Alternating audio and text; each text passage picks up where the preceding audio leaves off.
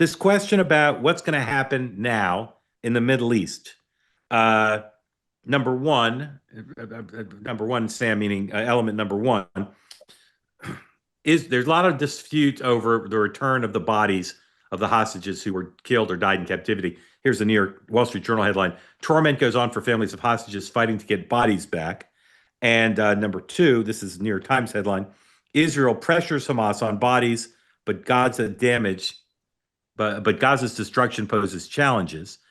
So that's a point of tension, and there's been some skirmishing, but no major breach in the agreement yet.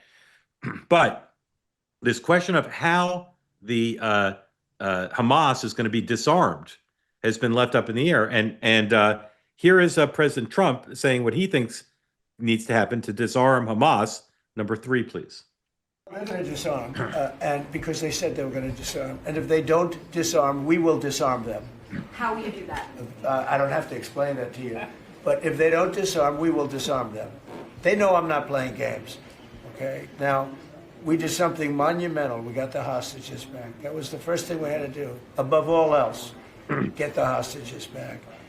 Now, they misrepresented because we were told they had 26, 24 of dead hostages, if we can use those terms. And it seems as though they don't have that because we're talking about a much lesser number. But that's a very tough subject. I want them back. That's what they said. I want them back. Also, they said they were going to disarm. And initially speaking, they needed, they did take out a couple of gangs that were very bad, very, very bad gangs, and they did take them out. And they killed a number of gang members. And I don't know who he means by they here, by the way. That's okay. We had a couple of very bad gangs. It's no different than other countries. Like Venezuela sent their gangs into us, and we took care of those gangs. We have Washington, D.C.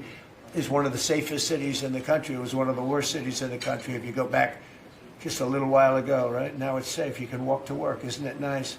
But we have told them we want to disarm, and they will disarm. And if they don't disarm, we will disarm them. And it'll happen quickly and perhaps violently. Right. But they will disarm. Do you understand me? We will disarm them. Because everyone says, they won't disarm. They will disarm. They will disarm. We will disarm them. One's Hamas. Passive voice, one's active voice. And I said, you're going to disarm, right? Yes, sir, we're going to disarm. Yes, sir. Yes, sir. I bet they called it sir. Me. They will disarm, or we will disarm them. Got it? Or we will disarm them. Okay, so you guys know I'm a huge critic of people in my business who don't do their jobs well. I've heard so many people on the Sunday show say 200 American forces are going to be there, and they ask various questions about that. And they say they're not going to be in Gaza. And J.D. Vance will say things like, "We have no plans to put them in Gaza." I haven't heard a single official ask. Maybe they haven't. I haven't heard it. Do you rule out ever putting them on the ground in Gaza? Because I don't know who the president says when he means we. So this issue of a peacekeeping force, there have been various reports about various countries putting in a peacekeeping force. A peacekeeping force could, in theory, be the we the president refers to regarding disarmament. Today on my show on the Megyn Kelly Network, Next Up, I interviewed a former national security official served in the Johnson Pentagon, the Nixon White House, and the Obama State Department and National Security Council. And at the Pentagon, I think, maybe the State Department, he's a peacekeeping expert. He was in charge of peacekeeping in the Clinton administration. So he knows a lot about the complexities of peacekeeping. My dad is who I'm talking about. And here he is on Next Up talking to me about his skepticism that they're going to assemble an international peacekeeping force, despite the fact that seems as a central part of this plan. Here's my colloquy with my dad, number 22, please. One thing which may be different, it's in the 20-point plan, is a peacekeeping force made up of Arab and I think European or Asian forces that will be on the ground. We haven't seen that before, right? So if that happens, that could be different. If it happens, I'm very skeptical.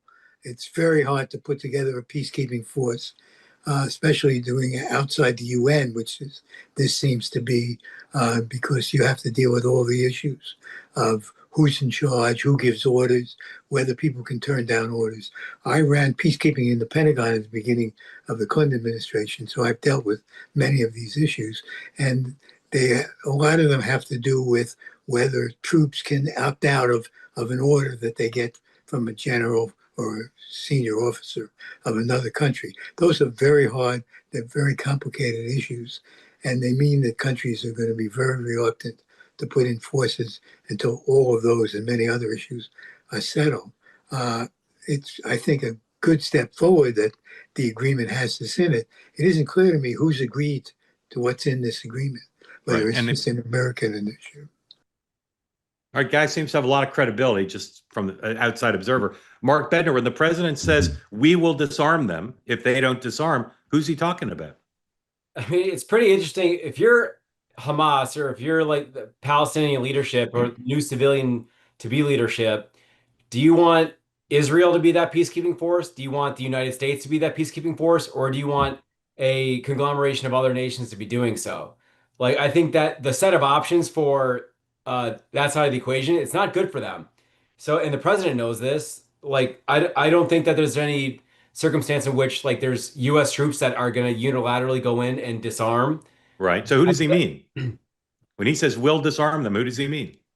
I mean, that could mean, I think that reasonably could mean this is a very fragile agreement and Hamas do not mess this up, because if you do, Israel is going to go right back to this. So if when I hear we, I think Israel, that so you think he means Israel? Yeah. Well, that would be a reignition of hostilities. It would be, but yeah. but that's the point of the signal. It's to say Hamas don't screw this up. Okay, Michael, do you anticipate Hamas will voluntarily disarm? And if not, who do you think the president means when he says we? No, I don't think they're going to voluntarily disarm. I think he's talking about us and Israel. But I think that part of the plan, from what I've read, has to do, like at least the point on governance and long-term regional peace or regional peacekeepers would have to mean involving like Egypt, Qatar, and some of the other Arab nations as a way to keep a stable peacekeeping force there. I assume that's all part of this coalition that he's also referring to as well, that he hasn't elaborated on as much. I don't like to be hyperbolic, but I feel I have some fingertip feel for public opinion in America. I don't think there's a chance in Hades that American forces will go forcibly. There'd be any appetite for American forces to try to forcibly disarm Hamas. Do either of you think there's the slightest possibility that that would be a mission they'd be sent on? Absolutely not. That's why I suggested this. This is a warning to Hamas that Israel will go back and with the backing of the U.S. to be able to go do this. Like with all the consternation and this, but then the ultimate success of the Iran strike, that was an air raid, and that fortunately for everyone involved, it resolved the way it did. But I don't see how a U.S. ground forces operation in Gaza is remotely on the table. I don't see it. Okay. I don't think so either, but I don't think it is either. I agree with what you're saying about public sentiment, Mark. But when it comes to Trump, and when he feels like he's taken for a ride, and he wants to take action as a result, he is able to corral support regardless of what he has said in the past. That really doesn't seem to matter. And the public support and public sentiment that he always is able to sort of to have when he does things, whether it's like in Congress or not, that's pretty loyal support there. And I don't think that's going to go away regardless of how what we react to if they don't disarm. Very well said. When he said we, it's still unconcerning to me. Now, a quick word from one of our sponsors. It's one our friends at Cozy Earth are sponsoring tonight's program.